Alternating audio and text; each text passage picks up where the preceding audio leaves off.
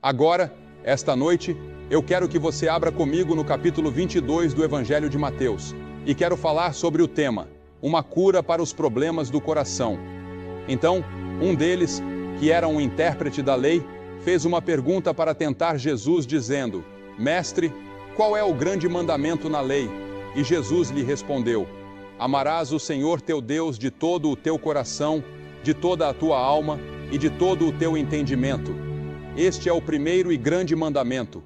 E o segundo, semelhante a este, é: amarás o teu próximo como a ti mesmo. Destes dois mandamentos dependem toda a lei e os profetas. Pense nisso. Toda a lei e todos os profetas dependem desses dois mandamentos. Quero repetir a passagem das Escrituras para que você possa memorizá-la. Mateus capítulo 22, versículos do 37 ao 40. E não foi um erro de Jesus. Ele fez isso deliberadamente. Ele mencionou o coração primeiro. Amarás o Senhor teu Deus de todo o teu coração, de toda a tua alma e de toda a tua força. Sabe, aqui em Syracuse, ao entrar na cidade pela I-690, há um enorme outdoor anunciando que Syracuse é o coração do estado de Nova York. E eu acredito que seja. É o coração do estado de Nova York. E o presidente Roosevelt, Franklin Roosevelt e Eleanor Roosevelt estavam associados mundialmente à região central de Nova York. E Bernard Baruch, que foi um dos grandes filósofos e conselheiros de 6 presidentes, além de um dos líderes judeus mais brilhantes do país. E um amigo meu certa vez foi questionado por Eleanor Roosevelt, que perguntou: se minha cabeça diz uma coisa e meu coração outra, qual eu devo seguir? E Bernard Baruch respondeu à senhora Roosevelt: siga seu coração. Veja, o coração é o centro da sua vida. Se você pensar no seu coração, no coração físico, ele bate cerca de 100 mil vezes a cada 24 horas. Ele se contrai 4.000 vezes por hora. Nosso sangue pesa cerca de 11 quilos e todo ele passa pelo coração a cada 4 minutos. Em Provérbios 23, 7, a Escritura diz: como um homem pensa em seu coração, assim ele é. Na Bíblia, o coração é mencionado muito além de ser apenas um órgão do corpo. Ele é considerado o centro das nossas emoções. Quando éramos meninos, lembro-me de que costumávamos gravar iniciais nas árvores ou na lateral de algum celeiro. O nome de nossa namorada e um desenho de um coração. O Dia dos Namorados é um dia para os apaixonados e o símbolo é o coração. Quando ficamos assustados ou excitados, colocamos nossas mãos sobre o coração. É o centro das nossas emoções. Quando saudamos a bandeira, como fizemos outro dia no Rotary Club, seja durante a saudação ou enquanto cantamos o hino nacional, colocamos as mãos sobre o coração. É um gesto que reflete patriotismo e emoção. O coração também é o centro das ações decisivas. A Bíblia diz: diz o tolo, não em sua mente, mas em seu coração, não há Deus. E em Provérbios 4:23 está escrito: guarda o teu coração com toda a diligência, pois dele procedem as fontes da vida. O coração é o lugar tanto da crença quanto da dúvida. Cristo disse: do coração procedem maus pensamentos, homicídios, adultérios, prostituições, furtos, falsos testemunhos e blasfêmias. Mas há algo de errado com o meu coração, e há algo de errado com o seu coração. Nossos corações estão doentes por uma enfermidade que a Bíblia chama de pecado. Na Bíblia, o coração também é considerado a semente da vida. A Bíblia diz que o seu coração viverá para sempre. Pense nisso. Seu corpo vai morrer e será enterrado, mas seu coração, sua alma, seu espírito viverão para sempre. Daqui a 1000 anos, ele ainda estará vivo. Quando Deus olha para o ser humano, ele não vê a cor da sua pele, o tipo de roupa que veste ou sua posição social. A Bíblia diz que, do coração de uma pessoa negra, de uma pessoa oriental ou de uma pessoa branca, procedem as questões da vida. E nenhum médico na terra pode distinguir um do outro. Somos todos iguais aos olhos de Deus. A Bíblia afirma: o homem vê o exterior, mas Deus vê o coração. Nas Escrituras, o coração é considerado o símbolo de toda a pessoa. quando Stephen de Kelowna caiu nas mãos de seus agressores e eles perguntaram com zombaria: "Onde está agora sua fortaleza?"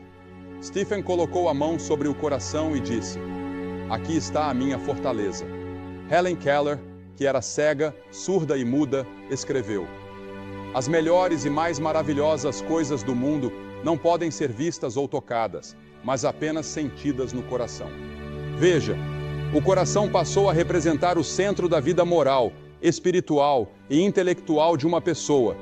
É o assento da consciência e da vida de alguém, algo extremamente importante. E a pergunta que quero fazer a você esta noite é: o seu coração está certo? Está certo com Deus? Porque se não estiver certo com Deus, seus pecados não estão perdoados. Você não irá para o céu quando morrer. Nossos corações precisam estar certos. Não pergunto sobre sua vida exterior. Não pergunto sobre sua vida intelectual, seu status financeiro ou sua vida social. Estou perguntando sobre o seu coração. E o seu coração. Examine profundamente o seu coração esta noite. Em seus pensamentos, como você está em relação a Deus? Você está certo com Deus? A Bíblia diz: "Prepara-te para te encontrares com o teu Deus." E para se preparar para encontrar Deus, o seu coração precisa estar certo e ser tocado pelo Espírito Santo. Agora, o que a Bíblia ensina sobre o coração? A Bíblia ensina que nossos corações são pecaminosos. O meu é, o seu é. Nós nascemos assim, desde Adão e Eva. Esse pecado é transmitido de geração em geração. Primeiramente, a Bíblia diz que nossos corações estão cheios de imaginações malignas. Provérbios 6,18 afirma: "Coração que maquina projetos iníquos." O que você imagina? Quais são suas fantasias? Sobre o que você fantasia? E em segundo lugar, a Bíblia diz que o coração é desesperadamente corrupto e enganoso. Jeremias 17,9 declara: "Enganoso é o coração, mais do que todas as coisas, e desesperadamente corrupto. Quem o conhecerá?" Esse é o seu coração. É isso que a Bíblia diz sobre o seu coração. É o que Deus pensa sobre o meu coração e o seu. A Bíblia também afirma que o coração está distante de Deus. Em Mateus 15, lemos: "Este povo honra-me com os lábios, mas o seu coração está longe de mim." Quantos de nós vamos à igreja e cantamos? Quantos de nós vamos à igreja e ouvimos o pregador? Quantos de nós, exteriormente, vivemos uma vida aparentemente boa, mas nossos corações estão longe de Deus? Não temos aquela experiência com Cristo em que Ele está em nossos corações durante todo o dia, em que pensamos nele, oramos a Ele e o sentimos perto de nós. Mas deveríamos. Não estamos vivendo em nossos corpos e em nossas vidas o fruto do Espírito, que é amor, alegria, paz, bondade, fidelidade. E então a Bíblia diz que nossos corações são um tesouro de maldade. Em Marcos 7, Jesus afirmou: "Porque de dentro do coração dos homens procedem os maus pensamentos." Os pensamentos malignos vêm do coração. Adulterações. Você pode cometer adultério com seu corpo, mas ele começa no coração e na mente. Fornicações, homicídios, furtos, cobiças, maldades, enganos, lascívia, inveja, blasfêmia, orgulho, insensatez, todas essas coisas, Jesus disse, vêm do coração. Portanto, a coisa mais importante no mundo para você, esta noite, é ter certeza de que seu coração está certo com Deus e de que você foi perdoado por todas essas coisas. E quantos hoje têm corações obscurecidos? Muitas vezes, fico absolutamente impressionado com a ignorância que vejo no mundo.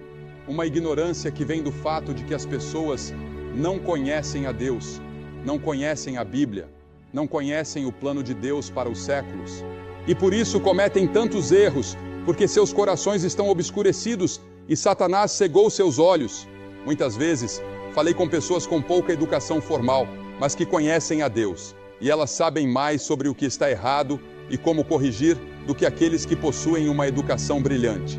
Há algo de errado conosco que não reconhecemos no mundo em que vivemos. Nosso mundo é secular. Nosso mundo não quer levar em conta que Deus existe ou que o homem foi feito à imagem de Deus. Nosso coração foi feito à imagem de Deus e criado para ter comunhão com Ele. Sem Deus, Ele é escuro. O diabo obscurece nosso entendimento. O pecado obscurece nossa compreensão. O pecado paralisa nossa vontade, entorpece nossa consciência e corrompe nosso coração. Além disso, a Bíblia diz que temos corações incrédulos. Em Hebreus capítulo 3 lemos: Cuidado, irmãos, para que nenhum de vocês tenha um coração mau e incrédulo, que o leve a afastar-se do Deus vivo. E nossos corações estão cegos. Em Efésios 4 diz: Entendimento obscurecido, separados da vida de Deus pela ignorância que há neles, devido à dureza de seus corações. Nossos corações estão cegos. Você gostaria de ter seu coração iluminado pelo Espírito de Deus?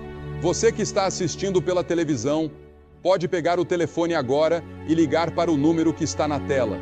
Há um conselheiro pronto para falar com você sobre como você pode ter um novo coração, porque Deus promete um novo coração a todos aqueles que colocam fé e confiança nele. E você pode fazer isso agora. Que coisa maravilhosa!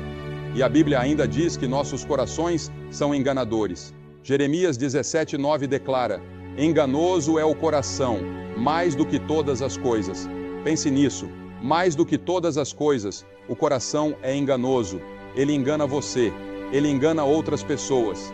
E então, no Salmo 101, está escrito que nossos corações são orgulhosos. Aquele que tem olhar altivo e coração orgulhoso, não o suportarei, diz Deus. A Bíblia também afirma que nossos corações são rebeldes. Este povo tem um coração rebelde e obstinado. Revoltaram-se e foram embora, e nossos corações são idólatras. Pensamos em outras coisas mais do que pensamos em Deus. Qualquer coisa que você coloca acima de Deus em sua mente, torna-se idolatria. Pode ser aquela caixa no canto da sua sala, que chamamos de televisão. Se você passa mais tempo assistindo televisão do que lendo a Bíblia, isso pode ser idolatria. Se você gasta mais tempo pensando no que viu na televisão do que no que leu na Bíblia, isso é idolatria. Muitas vezes, preciso me ajoelhar e confessar que também faço isso. E digo: ó Deus, purifica-me e perdoa-me. Passei muito tempo diante daquela tela esta noite. Deveria ter estado lendo e absorvendo tua palavra, orando pelas pessoas na África e em outras partes do mundo, onde há tanta fome, tantas pessoas sem teto, tanto sofrimento. A Bíblia também diz que nossos corações são de pedra. Em Ezequiel 36:26, Deus promete: tirarei o coração de pedra da sua carne. A palavra diz que nossos corações são duros, frios e estéreis. Esse é o seu coração. É isso que a Bíblia declara. Assim Deus diagnostica seu coração. Você vai ao cardiologista para obter um diagnóstico. Ele usa instrumentos, realiza testes de esforço, faz um eletrocardiograma ou um angiograma. Lembro-me da primeira vez que fiz um angiograma na Mayo Clinic, em Rochester, Minnesota. Estava um pouco nervoso. Deitado lá, disse ao médico. Havia vários médicos presentes. Quando vocês vão inserir aquele tubo e colocar o contraste no meu coração? Porque havia uma grande tela à minha frente. Ele respondeu: já está lá, olhe para a tela. Eu nem percebi quando fizeram. Havia pessoas que me deixaram nervoso antes, mas a experiência foi muito diferente do que eu imaginava. A Bíblia também diz que nossos corações podem se endurecer. Pense em Faraó.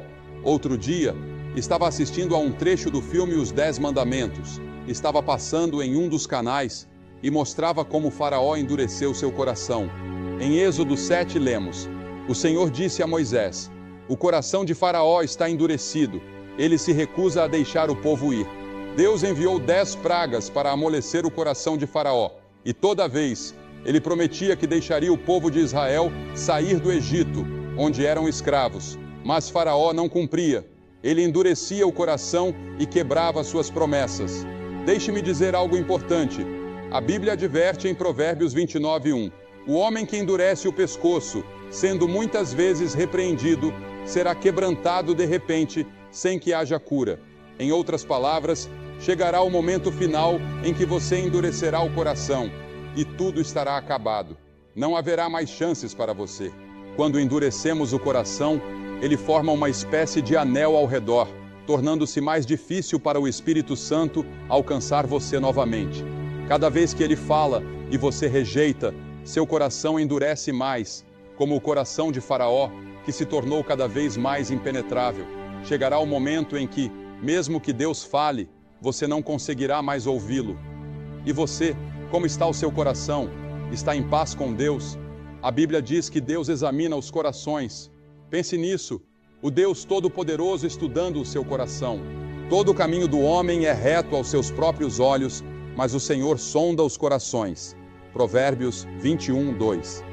A Escritura continua: se disseres, eis que não o soubemos, porventura, aquele que pondera os corações não o considerará, e aquele que guarda a tua alma não saberá, e não pagará ele ao homem conforme a sua obra?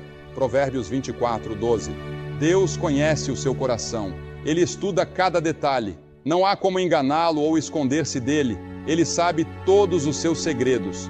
Como você está diante de Deus? O seu coração está certo com ele? Além disso, a Bíblia diz que Deus pesa os corações e os prova. O que significa pesar o coração? Ele o avalia com base nos 10 mandamentos. Ele o compara ao Sermão do Monte, à grande lei que lemos no início, à vida de Cristo e aos ensinamentos das Escrituras sobre como devemos viver. Ele pesa o seu coração. Quanto você pesa? Mas há algo ainda mais profundo. Por toda a Bíblia, encontramos referências ao sangue de Jesus Cristo. Alguém pode dizer, não acha que a Bíblia fala demais sobre sangue? Alguns até chamaram o cristianismo de uma religião de matadouro.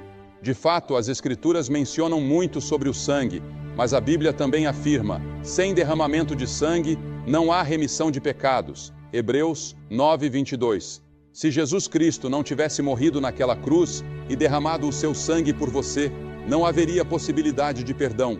Isso significa que o coração dele sangrou por nós, e somente por meio desse sangue podemos ser purificados. A Bíblia também diz que Deus prepara os corações pelo Espírito Santo. Ele prepara o seu coração. O fato de você estar ouvindo esta mensagem agora já é resultado dessa preparação divina. Ele utiliza as experiências da sua vida para moldá-lo. Muitas das dificuldades e lutas que você enfrentou foram Deus preparando o seu coração. Como está escrito, do homem são as preparações do coração, mas do Senhor vem a resposta da língua. Provérbios 16, 1. Além de preparar, Deus também abre os corações. Em Atos 16, 14, lemos: e certa mulher, chamada Lídia, adoradora de Deus, estava ouvindo, e o Senhor lhe abriu o coração para atender às coisas que Paulo dizia. Que coisa maravilhosa! Deus prepara o coração, abre o coração e depois ilumina os olhos do nosso entendimento. Isso é graça divina. Deus age em nós, mesmo quando não percebemos, e o seu objetivo final é nos transformar para vivermos em comunhão com Ele. O seu coração está preparado para isso? Eu confiei que o palco me sustentaria. Isso é fé.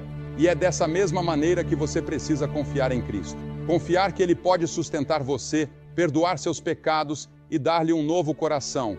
Você não precisa entender tudo, nem precisa ver para crer. A Bíblia diz, porque pela graça sois salvos, por meio da fé, e isso não vem de vós, é dom de Deus. Efésios 2:8. É Deus quem lhe dá a fé para crer. Você só precisa dar o passo. Primeiro, arrependa-se dos seus pecados. Reconheça diante de Deus que você é pecador, que tem falhado e que precisa de um Salvador. Admita que não pode mudar sua vida sozinho. Depois, confie em Cristo. Creia que Ele morreu na cruz por você, que o sangue dele foi derramado para o perdão dos seus pecados e que Ele ressuscitou, trazendo vida nova para você. A Bíblia diz que Deus dá um novo coração e coloca dentro de você o seu espírito. Ele promete transformar sua vida por completo. Mas para isso, você precisa entregar seu coração a Ele. Não é suficiente apenas frequentar a igreja, ser batizado ou confirmado, ou tentar levar uma vida boa. Essas coisas são importantes, mas não são o suficiente. O que Deus quer é o seu coração, inteiramente entregue a Ele. Pense nisso. A pequena garota da escola dominical escolheu ser pura de coração, porque sabia que, se seu coração fosse puro, tudo o mais seguiria. Jesus disse, bem-aventurados os puros de coração, porque eles verão a Deus. Mateus 5:8. Quando o seu coração é renovado por Deus, tudo muda. Suas ações, palavras e pensamentos passam a refletir essa transformação. O bem começa a fluir de dentro de você, porque Cristo vive em seu coração. E se você ainda não deu esse passo de fé, por que não fazê-lo agora? Hoje é o momento certo para entregar seu coração a Deus. Você pode orar algo assim: Senhor, reconheço que sou pecador e preciso do teu perdão. Arrependo-me dos meus pecados e entrego minha vida a ti. Creio que Jesus morreu por mim e ressuscitou para me dar uma nova vida. Dá-me um novo coração e transforma-me segundo a tua vontade. Amém. Se você fez essa oração com sinceridade, a promessa de Deus é verdadeira. Se confessarmos os nossos pecados, Ele é fiel e justo para nos perdoar os pecados e nos purificar de toda injustiça. 1 João 1,9. E lembre-se, a transformação não é instantânea, mas um processo. Deus começa a obra em seu coração e a completará, guiando você passo a passo. Que tal começar essa nova jornada agora? Seu novo coração está ao alcance, basta confiar. Eu tive fé nas pessoas que colocaram isso aqui. Quando você se sentou naquela cadeira, você não a examinou, tocou e verificou se ela iria te sustentar. Você acreditou nas pessoas que a construíram. Esse é o tipo de fé de que estamos falando aqui. Fé em Cristo, não em mais nada, exceto Cristo e o que Ele fez na cruz e na ressurreição, quando Deus o ressuscitou dos mortos e Ele está vivo. E eu vou pedir para você fazer o mesmo, como vimos ontem à noite. Mais de 1000 pessoas fizeram. Vou pedir para você se levantar do seu assento lá de cima, na galeria de cima. Vai levar mais 1 ou 2 minutos. E todos vocês aqui embaixo a quem Deus falou. E no coro você pode ser um líder na igreja. Ontem à noite até tivemos um clérigo que veio. Mas você pode querer fazer esse compromisso. Vou pedir para você fazer esse compromisso esta noite e dizer: Senhor, eu quero um coração novo. Eu quero sair daqui uma nova pessoa. Eu quero andar por um caminho diferente. Jesus disse: há 2 caminhos. Há o caminho estreito e o caminho largo. Você está em um ou no outro. Em qual deles você está? Jovens, pessoas mais velhas, quem quer que você seja, vou pedir para você vir e ficar aqui publicamente. Por que eu faço isso publicamente? Quando Jesus morreu na cruz, Ele morreu publicamente no seu lugar. E Deus colocou sobre Ele todos os nossos pecados publicamente. Ele disse: se você não estiver disposto a me reconhecer publicamente diante dos homens, eu não o reconhecerei diante de meu Pai, que está nos céus. Há algo em vir e torná-lo público que Ele exige, e isso também faz algo psicológico por você.